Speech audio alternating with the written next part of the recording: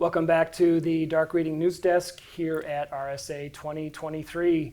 Terry Sweeney here with Dark Reading, and joining us now is Dan Fine, VP of Product with Darktrace. Dan, thanks for joining us at Dark Reading News Desk. Thanks for having me. RSA's been great this week, and I'm excited to be here. Well, good. We are talking about the shifting email security conversation, and just curious from your perspective, what are some of the trends that you've seen in the last couple of years where it comes to email attacks?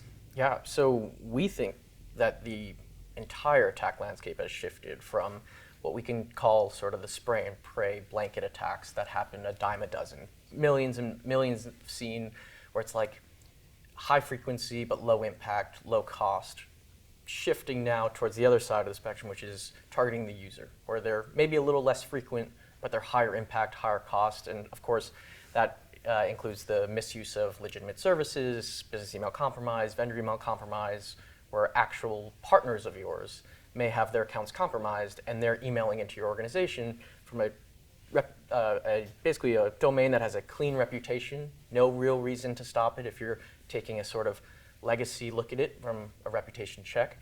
And those are just bypassing those defenses. Sure. And so we're really seeing the targeting the user element become the attacker's sort of most attractive option, I think. Sure, Yeah. okay. I guess the through line for, decades now is that email remains a really effective means of delivery for all kinds of malware, most popularly now, ransomware, of course.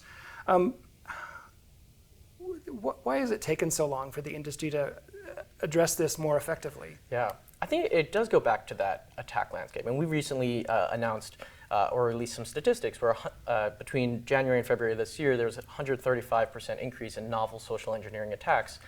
And if you look at why that is, it's because attackers are having a lot of success actually tricking the users and actually getting to the users and then not only bypassing those defenses, but obviously getting what they want. And so they're putting the time and resources into bypassing legacy defenses and then figuring out their way to lure the user in. And we see a lot of that due to innovation in delivery tactics and then, of course, social engineering. And with the delivery tactics, it's not all that difficult because we're seeing an industry that's largely playing catch-up, where they're looking at historical attack data and they're really basing their detections on attacks of the past rather than attacks that we're seeing today, which are brand new, right? They're custom, they're targeted to a user, they're crafted on a per email basis, and they don't resemble necessarily attacks of the past. They look and are unique.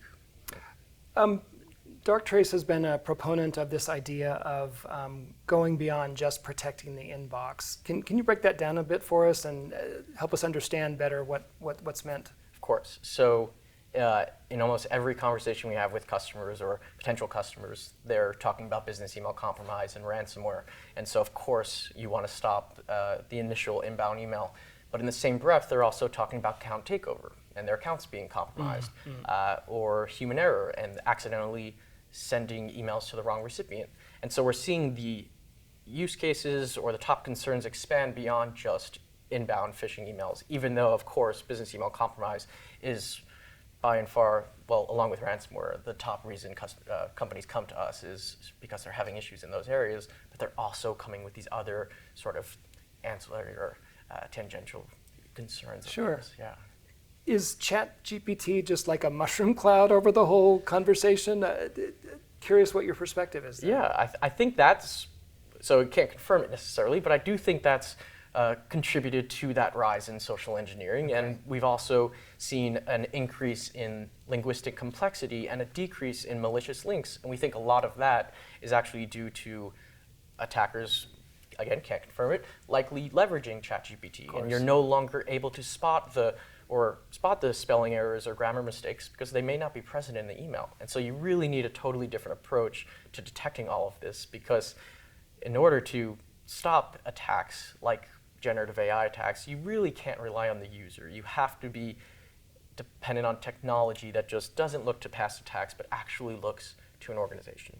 And that's ultimately what Darktrace does. And so in this era of generative AI and ChatGPT style attacks, Darktrace is set to stop and neutralize threats because we're understanding an organization, and once we understand the organization, we can basically spot deviations from what we consider normal. And that's how we actually stop those threats like business email compromise or generative AI enhanced social engineering, stuff like that. So with that in mind, should we expect that there will be, say, an additional form of filtering that uses generative AI, AI versus AI, if you will, to increase the security of the inbox? Yeah, and absolutely. And Darktrace for years has actually used generative AI to actually train our own defensive models, because the best way to sort of defend against something is to have an equal or competitive opponent.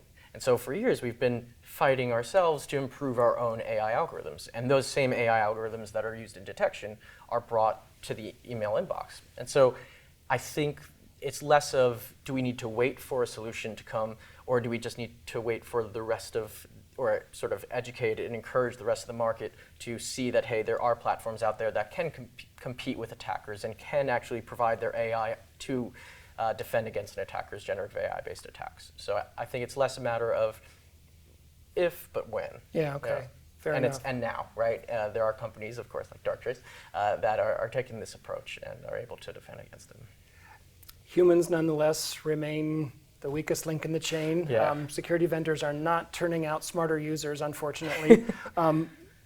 But given the sophistication of these attacks, is there still a role for security awareness and training? If so, what form should it take? Yeah, it's a great question. I think ultimately, humans are always at the other end of the inbox, right? Other end of that mailbox or that email. And so there's always going to be a need to ensure that they have an understanding of, hey, there are threats against you and you need to be prepared. I'm not necessarily sure it's going to look the same in the future. It might take different shape. I think more real-time security awareness, where in real time, when you're suspicious of an email, you're given the context of, hey, this is why that email may be malicious or suspicious, versus point-in-time campaign phishing emails that try to trick users. And if they aren't tricked, then I guess they're educated or they're aware. And if they are tricked, then you give them a bit of security awareness training when they least expect it. And so I do see it shifting to this more in real time. At the moment they're suspicious of something, that's when they're going to learn, because that's when they have security on their mind. They're going to report an email, and in that moment you can display to them exactly why an email may or may not be malicious or benign. Shifting gears slightly, Sure. Organizations are also consolidating the number of security vendors. That's been a trend that we've seen emerging in the last couple of years. How do you see vendor consolidation evolving in the email security realm? Yeah, this comes up quite a bit. And especially right now with budgets tightening, resources overload, right? People are just doing what they can, but they really want to get more with less. And so that's where we see customers moving from sort of point solutions to vendors that can offer digital estate-wide, whatever it happens to be, detection, response, preventative detection, protection. And so rather than just going with a vendor that sort of has their own dashboard here and their own approach here, and you have 15 different dashboards, you can get a single pane of glass with one approach and one vendor. And so we see it as an opportunity for Darktrace and for Darktrace customers, because, right, that's exactly what we do and exactly what we offer. And so we see it as a top concern or a top priority of customers, and something that Darktrace is able to currently tick that box for. All right. Yeah. Well, insightful stuff. Yeah. Also deeply unsettling, but also inspiring. I'm sorry. Not at all. Dan, we appreciate you coming by the Dark Reading News Desk. Thanks for having me. Appreciate it. We've been talking with Dan Fine of Darktrace. This has been Terry Sweeney for the Dark Reading News Desk. Thanks for joining us for this segment. We'll see you next time.